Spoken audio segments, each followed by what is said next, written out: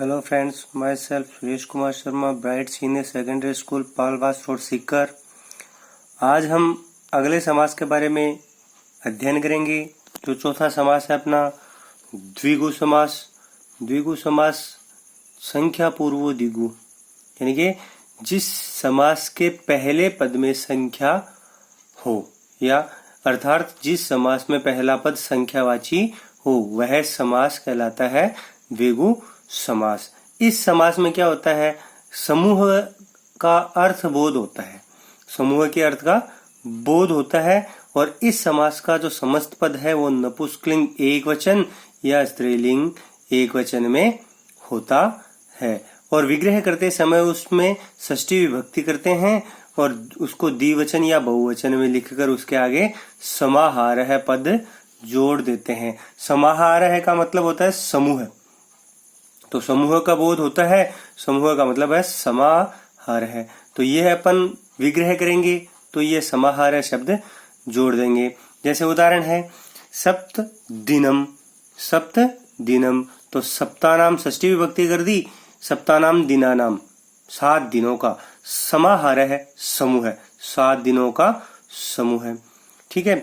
पंचपात्रम, पंचानाम पात्राणाम समाहार है, 5 पात्रों का समूह है। पंचवटी, यहाँ पर 2 थे नपुंसकलिंग में और ये स्त्रीलिंग में है। ठीक है। तो पंचवटी पंचानाम वटानाम समाहार है। सप्तऋषि सप्तानाम ऋषिणाम समाहार है। त्रिभुवनम त्रयाणाम भुवनानाम समाहार है। चतुर्युगम चतुराणाम युगानाम समाहार है, 4 युगों का समूह है। शताब्दी शतानाम अब्दानाम समाहार है। शतानाम यानी 100, अब्दानाम यानी वर्षों का समाहार है, यानी समूह 100 वर्षों का समूह अर्थात शताब्दी। त्रिफला त्रयाणाम फलानाम समाहार है, 3 फलों का समूह है। अब अगला समास अपना द्वंद्व समास। द्वंद्व समास में क्या कह रहे हैं कि उभय पदार्थ प्रधानो द्वंद्व है, यानी उभय यानी दोनों, पदार्थ है मतलब है पद, और प्रधानो यानी प्रधान। जिस समास में दोनों पदों की प्रधानता होती है वह समास कौन सा समास कहलाता है, द्वंद्व समास। इस समास का जो समस्त पद है वो द्विवचन या बहुवचन में होता है। द्विवचन अर्थात यदि पद 2 हैं तो द्विवचन में, और 2 से ज्यादा पद हैं तो बहुवचन में इसका समस्त पद बनेगा। और विग्रह करते समय उन दोनों पदों के बीच में च अर्थात जिसका अर्थ होता है और शब्द जोड़ा जाता है। विग्रह में समस्त पद तो द्विवचन और बहुवचन में होता है, और विग्रह करेंगे तो उन दोनों या 2 से ज्यादा जो शब्द हैं, जो पद हैं, उनके भी उनमें अपन क्या करेंगे, च अर्थ जोड़ देंगे। और जो द्वंद्व समास है वो कितने प्रकार का होता है, 3 प्रकार का। तो द्वंद्व समास है वो 3 प्रकार का होता है। इतरेत्र द्वंद्व समास, समाहार द्वंद्व समास और एक शेष द्वंद्व समास। यह 3 प्रकार का समास होता है। इसमें हम पहले समास के बारे में चर्चा करते हैं, इतरेत्र द्वंद्व समास। यानी कि इस समास का जो समस्त पद है वो या तो द्विवचन या बहुवचन में बनता है। ठीक है। और विग्रह में च अर्थात और शब्द जोड़ा जाता है। संस्कृत में च जोड़ा जाएगा, हिंदी में शब्द होता है और। ठीक है। तो उदाहरण इसके हरि हरौ, हरि हरौ, हरि च हरह च, यानी कि 2 पद हैं तो द्विवचन में बन गया। राम है रामौ रामः, तो रामौ द्विवचन है तो हरि हरौ। ठीक है। शिव केशवौ, शिवः च केशवः च, यानी ये विग्रह करेंगे तो दोनों शब्दों के साथ में अपने को क्या करना है, च शब्द जोड़ना है। तो शिवः च केशवः च, तो शिव केशवौ द्विवचन बन गया। राम भरत लक्ष्मण शत्रुघ्नः, राम है रामौ रामः, यानी कि 2 से अधिक पद होते ही वो बहुवचन हो जाता है। तो राम है च, भरत है च, लक्ष्मण है च और शत्रुघ्न है च, तो ये 4 संख्या हो गई, इसलिए बहुवचन हो गया। समस्त पद किसमें बना, बहुवचन में। ठीक है। तो माता पितरौ, माता च पिता च, माता और पिता 2 पद हैं। धर्मार्थ काम मोक्षः, यानी कि धर्म है च, अर्थ है च, काम है च, मोक्ष है च, तो 4 हैं, बहुवचन बन गया धर्मार्थ काम मोक्षः। अब अगला समास है अपना समाहार द्वंद्व समास। समाहार द्वंद्व समास में क्या होता है, किसी सामासिक पद में प्रयुक्त दोनों पद हैं उनमें वो दोनों क्या होते हैं, अलग अलग प्रधान होकर भी किसी समूह की स्थिति को प्रकट करते हैं। यानी कि सामासिक जो पद है, जो समस्त पद है, उसमें दो पद होंगे, वो दोनों अलग अलग हैं। द्वंद्व समास में दोनों पद प्रधान होते हैं, ठीक है। तो दोनों अलग अलग जो पद होते हैं वो दोनों प्रधान होकर भी किसका क्या करते हैं, समूह के बारे में बताते हैं। इसमें भी द्विगु समास की तरह अंत में समाहार है लिखते हैं, यानी कि समाहार शब्द जोड़ा जाता है, ठीक है। च जुड़ेगा साथ में, ठीक है। तो इसका जो समस्त पद है वो नपुंसकलिंग एक वचन में बनता है। जो समस्त पद है वो नपुंसकलिंग एक वचन में बनेगा। और संख्या अनुसार यदि एक मतलब दो संख्या है तो अनयो या तयो समाहारः लिखेंगे, और दो से ज्यादा है तो तेषाम या एषाम समाहारः लिखेंगे संख्या अनुसार। यानी कि दो द्विवचन में है तो दो द्विवचन में हो जाएगा अनयो तयो, और बहुवचन में है तो तेषाम या एषाम, ठीक है। उदाहरण है पाणी पादम, पाणी च पादव च, यानी कि पाणी यानी हाथ, पादव यानी पैर, दो हाथ है दो पैर है, यानी कि बहुवचन हो गया। तो एषाम समाहारः है, उनका समूह है, यानी कि पैर, दो हाथ और दो पैरों का समूह हो गया। शीरो ग्रीवम, शीर है यानी कि सिर, ग्रीवम यानी ग्रीवा, शिरः च ग्रीवा च, सिर और गर्दन अनयो समाहार है, दोनों का समूह, यानी कि सिर और एक गर्दन, इन दोनों का समूह हो गया। छत्रोपानहम, यानी कि छत्रम च उपानत च, छत्रम यानी छत्ता, उपानत यानी जूता, ठीक है। छत्ते और जूते का अनयो समाहार है, दोनों का समूह हो गया। वाक त्वचम, यानी कि वाक च त्वक च अनयो समाहार है, वाक और त्वक दोनों का समूह है। तो दो हैं तो अनयो आ गया, और दो से ज्यादा होते ही हेशाम या तेषाम आ जाता है। अब अगला है एक शेष द्वंद्व समास। एक शेष द्वंद्व समास में क्या कह रहा है, किसी विग्रह में स्त्रीलिंग या एवं पुल्लिंग वाचक शब्दों का प्रयोग होता है तो वहां एक शेष द्वंद्व समास होता है। अर्थात इस समास में दोनों लिंग होंगे, स्त्रीलिंग भी होगा और पुल्लिंग भी होगा, यानी कि दोनों लिंगों का इसमें प्रयोग होता है।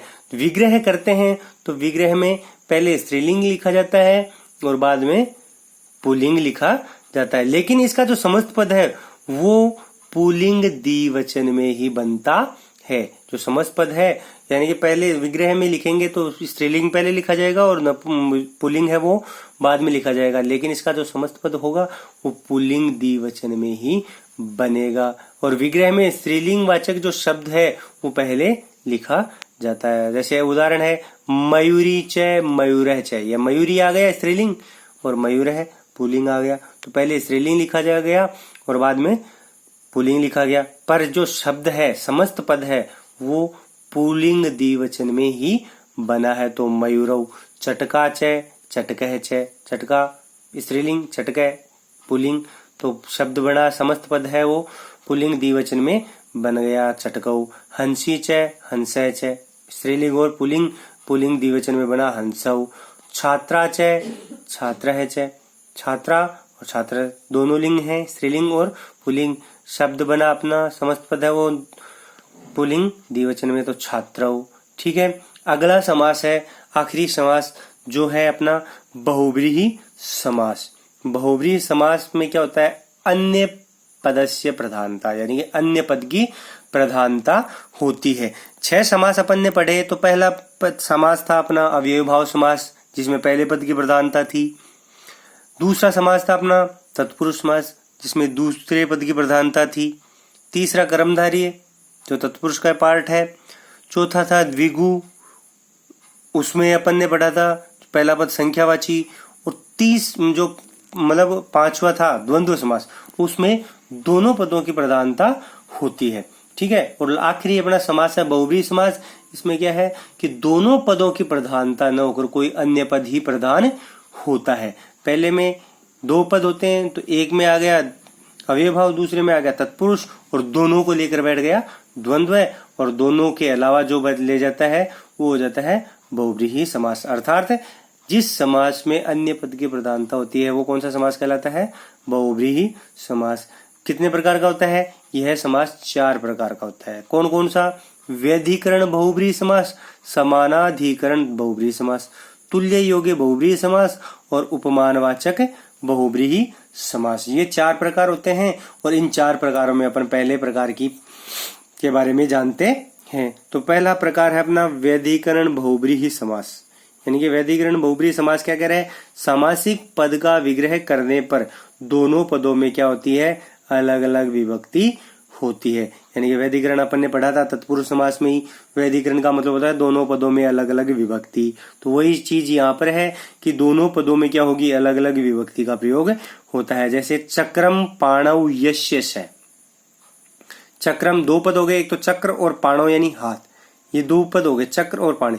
यश यानी जिसके, स यानी वह, यानी कि अन्य पद प्रधानता वाला समास है ये। तो यानी कि जो शब्द है विग्रह क्या है, समस्त पद क्या बन रहा है और उसका अर्थ कोई और निकल रहा है। ठीक है, तो वही है चक्रम पाणौ यस्य। चक्रम यानी चक्र, पाणौ यानी पाणी हाथ में, यश यानी जिसके, स यानी वह, यानी कि चक्रपाणी शब्द बन गया। और उसका अर्थ क्या निकल रहा है? हाथ में चक्र किसके होता है? विष्णु के। तो ये सबसे अन्य पद हो गया। तो अन्य पद है विष्णु। तो पाणी मतलब चक्र है जिसके हाथों में, चक्रपाणी कहलाता है, शब्द बना और उसका अर्थ निकला विष्णु। शूलम पाणौ यस्य च। शूलम यानी त्रिशूल, पाणौ यानी हाथ में, यश यानी जिसका, स यानी वह, यानी कि त्रिशूल है जिसके हाथ में, शूल पाणी यानी कि त्रिशूल हाथ में। तो उसका अर्थ अपने के पास में क्या निकल के आ रहा है? शिव, यानी कि भगवान शिव शंकर हैं, उनके हाथ में होता है त्रिशूल। तो त्रिशूल है जिसके हाथों में वह है शूल पाणी अर्थात शिव। धनु पाणौ यस्य। धनु यानी धनुष, पाणौ यानी हाथ में, यश यानी जिसके, स यानी वह, धनुष पाणी यानी कि जिसके हाथों में धनुष है वो कौन है? राम, भगवान राम है, उनके हाथों में धनुष है। चंद्र शेखरे यस्य। चंद्र यानी चंद्रमा, शेखर यानी सिर पर, यश यानी जिसके, स यानी वह, जिसके सिर पर चंद्रमा है उसको कहते हैं चंद्रशेखर है। यानी कि चंद्र यानी चंद्रमा, शेखर यानी सिर पर चंद्रमा। तो उसका अर्थ निकल रहा है अपने पास में शिव, भगवान शिव के है सिर पर क्या है? चंद्रमा स्थित है। इसके बाद में है दूसरा इसी का पार्ट समानाधिकरण बहुव्रीहि समास। समानाधिकरण बहुव्रीहि समास में वही बात है कि विग्रह कार्य में दोनों पदों में क्या होगी? समान विभक्ति होगी। वैधिकरण में अलग अलग, समानाधिकरण में समान विभक्ति होती है। उदाहरण है जैसे प्राप्तम उदकम यम से। प्राप्तम यानी कि प्राप्तम नपुंसकलिंग आ गया, उदगम में नपुंसकलिंग है, दोनों पदों में सेम विभक्ति है, समान विभक्ति है। प्राप्तो उदगम यानी कि प्राप्तम यानी प्राप्त, यानी जल कहाँ से प्राप्त होता है? उदगम यानी जल, यानी कि जल प्राप्त होता है। प्राप्तोदक है यानी अर्थात गांव में। हतः शत्रुवा येन है, हत शत्रु यानी कि राजा, यानी कि हता यानी मारे गए, शत्रुवा यानी शत्रु, शत्रु जिसके द्वारा मारे गए हैं वह है हत शत्रु, शत्रुओं को मारने वाला अर्थात राजा। 10 आननानि यस्य है। 10 यानी 10 आननानि सिर, यश यानी जिसके है वह, दशानन है, दशानन है, दशानन अर्थात 10 सिर किसके हैं? रावण के। अर्थ अलग निकल रहा है। चत्वारि मुखानि यस्य है। 4 मुख हैं जिसके वह, चतुर्मुख है, 4 मुख वाला कौन है? ब्रह्मा। लंबा है उदर है यस्य है। लंबा है उदर जिसका वह है, लंबोदर। लंबोदर अर्थात गणेश, यानी कि भगवान गणेश है, उनका नाम है लंबोदर। ठीक है, अगला इसका समास है, तीसरा पार्ट है इसका तुल्य योगे बहुव्रीहि समास। तुल्य योगे बहुव्रीहि समास। ठीक है, तो विग्रह कार्य में क्या होता है? सह शब्द, जो तृतीय विभक्ति होती है, तुल्य यानी समान, सह यानी साथ, सहितम। ठीक है, तो तुल्य विग्रह कार्य में क्या होगा? सह शब्द का प्रयोग होता है विग्रह कार्य में, तो वहां पर तुल्य योग बहुव्रीहि समास होता है। ठीक है, ऐसे पदों का जो समास बनाते हैं उस समय क्या होता है? द्वितीय पद यानी दूसरा पद सह, जो सह लिखा जाता है उसको क्या करते हैं? प्रथम पद के रूप में लाकर समास बनाया जाता है, तथा सह के स्थान पर अपन को स लिखना पड़ता है, यानी कि स लिख दिया जाता है। जैसे उदाहरण है अपने पुत्रेण सह या सहित है। सह सहित है, अपन ने अवयवी भाव समास में पढ़ा है सह का नियम, सहितम। ठीक है, सह, तो उसमें वही चीज है, यहाँ पर भी स ही शेष रहता है। ठीक है, पुत्रेण सह तो उसमें जो दूसरा पद है उसका क्या कर देंगे, सह लिख देंगे, स लिखेंगे केवल स। तो स पुत्र है, परिवारेण सह या सहित है तो स परिवार है। इस शब्द का क्या कर दिया, स केवल एक ही लिख दिया। बांधवई सह या सहित है, स बांधव है। विनयेन सह विद्यानम, विद्यानम विनयेन सह, अब स आ गया, स विनयम, ठीक है। आदरेण सह विद्यमानम, आदरेण सह स सादरम, ठीक है। और लास्ट है अपना उपमान वाचक बहुब्रीहि समास, ये लास्ट है अपना। तो उपमान वाचक बहुब्रीहि समास में क्या होता है, जैसे अपन ने कर्मधारय समास में पढ़ा है उपमान क्या होता है उसके बारे में, यानी ये समास में उपमान के बारे में बताया जाता है, उपमा दी जाती है, ठीक है। तो जैसे उपमा दी जा रही है, उदाहरण है चंद्र इव मुखम यस्य सा, यानी चांद के जैसा मुख है वह है, स्त्रीलिंग वाचक शब्द है तो हो गया चंद्रमुखी, चांद के मुख जैसे। पाषाणवत हृदय यस्य से, पत्थर के समान है हृदय जिसका, पाषाण हृदय यानी कि पत्थर का हृदय वाला। तो यह टॉपिक यानी कि अर्थात समाज का जो प्रकरण है वो इस वीडियो के साथ में ही समाप्त होता है। धन्यवाद।